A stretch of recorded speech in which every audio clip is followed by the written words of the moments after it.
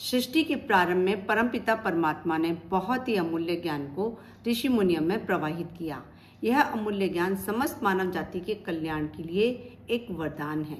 हजारों वर्ष बाद भी यह ज्ञान एकदम नवीन है, पुराना नहीं हुआ है। सारे विश्व को इस ज्ञान की बहुत आवश्यकता है। इस ज्ञान को प्राप्त किए बिना मानव जाति का कल्याण नहीं हो सकता। जितनी जीवन की परिस्थितियां हैं, उनमें वेदों का प्रकाश आज भी विश्व मानव का मार्गदर्शन करने की क्षमता रखता है। आइए हम वेदों से कुछ मार्गदर्शन प्राप्त करें।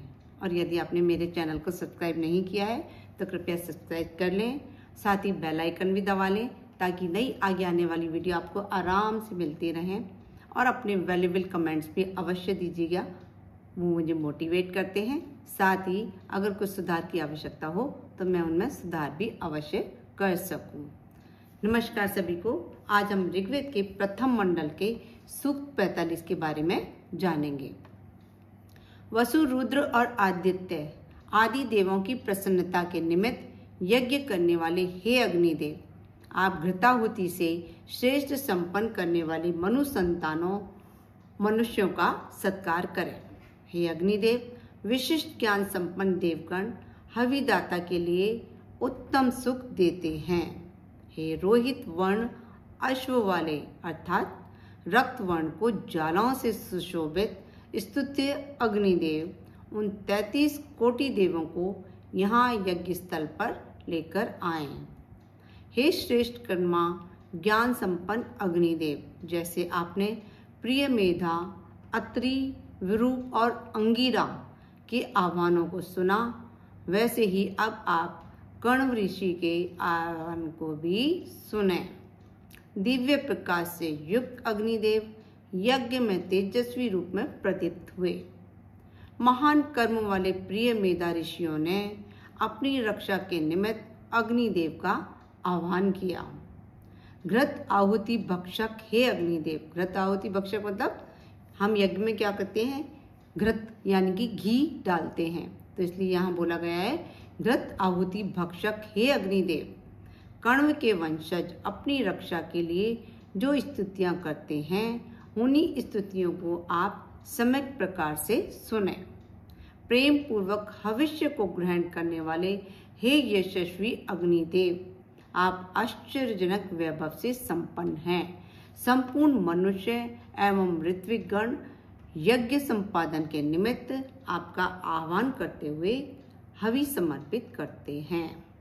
हे अग्निदेव, होता रूप, ऋत्विक रूप, धन को धारण करने वाले, स्तुति सुनने वाले महान यशस्वी आपको विद्वजन स्वर्ग की कामना से यज्ञों में स्थापित करते हैं। होता रूप के बारे में हम इससे पहले वाले वीडियो में जान चुके हैं। होता रूप का मतलब होता है यज्ञ करने वाला व्यक्ति। हे अग्निदेव, हविष्यान और सोम को तैयार करके रखने वाले विद्वान दानशील याजक के लिए महान तेजस्वी आपको स्थापित करते हैं। हे बल उत्पादक अग्निदेव, आप धनों के स्वामी और दानशील हैं। आज प्रातः काल सोमपान के निमित्त यहाँ यज्ञ स्थल पर आने को उद्यत देवों को बुलाकर कुश के आसनों पर बिठाएं। हे अग्निदेव, यज्ञ के समक्ष प्रत्यक्ष उपस्थित देवगुणों का उत्तम वचनों से अभिवादन कर यजन करें। हे श्रेष्ठ देवों, यह सोम आपके लिए प्रस्तुत है, इसका पान करें। सोमरस के बारे में हम पहले जान चुके हैं कि सोमरस एक विशेष प्रकार की औषधि से बनाया जाता है और ये बहुत ही शक्तिवर्धक होता है और इसमें दही, दूध आदि मिलाकर और कई तरह की औषधियाँ मिलाकर इसे बनाया जाता है और ये देवताओं को बहुत ही प्रिय है। इस सूक्त में अंगिरा ऋषि के बारे में बताया गया है। अंगिरा ऋषि के बारे में पुराणों में बताया गया है कि महर्षि अंगिरा ब्रह्मा जी के मानस पुत्र हैं। ये सप्तऋषि में से एक ऋषि हैं। यह गुणों में ब्रह्मा जी के समान हैं। इन्हें प्रजापति भी कहा गया है। इनकी पत्नी दक्ष प्रजापति की पुत्री स्मृति थी, जिनसे इनके वंश का विस्तार हुआ। इनकी तपस्या और उपासना इतनी तीव्र थी कि इनका तेज और प्रभाव अग्नि की अपेक्षा बहुत बढ़ गया। उस समय अग्निदेव भी जल में रहकर तपस्या कर रहे थे। जब उन्होंने देखा कि अंगिरा के तपोबल के सामने मेरी तपस्या और प्रतिष्ठा तुच्छ हो रही है, तो वे दुखी हो अंगिरा के पास गए और कहने लगे, आप प्रथम अग्नि हैं, मेरा तेज आपके सामने फीका पड़ गया है, अब मुझे कोई अग्नि नहीं कहेगा। तब महर्षि अंगिरा ने सम्मान पूर्वक उन्हें देवताओं को हवि पहुंचाने का कार्य सौंपा, साथ ही पुत्र रूप में अग्नि का वरण किया, मतलब उन्हें अपना पुत्र बना लिया। तत्पश्चात वे अग्निदेव ही बृहस्पति नाम से अंगिरा के पुत्र के रूप में प्रसिद्ध हुए। ऐसा कहा जाता है कि अथर्व ऋषि के मुख से मंत्रों को सुनकर अंगिरा जी ने चारों वेदों में से अथर्व वेद को साकार रूप दिया। इन्होंने अन्य वेदों ऋग्वेद, सामवेद एवं यजुर्वेद की रचना में भी काफी योगदान दिया। अंगिरा जी शुरू से ही ज्ञानवान, तेजवान व उच्च बौद्धिक क्षमता वाले थे।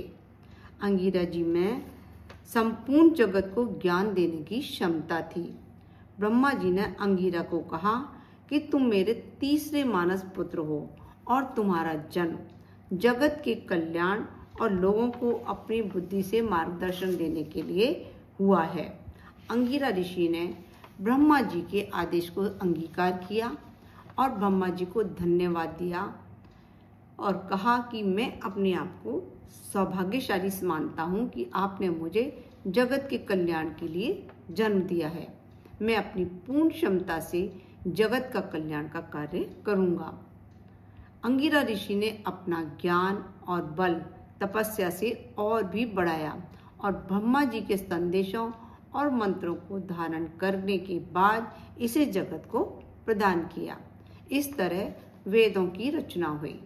अंगिरा जी ने अपने ज्ञान व तप के बल से ब्राह्मण कुल का शुभारंभ किया और तपस्या करने के कारण वे ब्रह्म ऋषि कहलाए। अंगिरा ऋषि ने भृगु ऋषि के साथ मिलकर यज्ञ व हवन की शुरुआत की। ऋग्वेद के अनुसार ऋषि अंगिरा ने सर्वप्रथम अग्नि उत्पन्न की थी। अंगिरा जी ने धर्म और राज्य व्यवस्था पर बहुत काम किया। अंगिरा स्मृति में सुंदर उपदेश तथा धर्माचरण की शिक्षा व्याप्त है।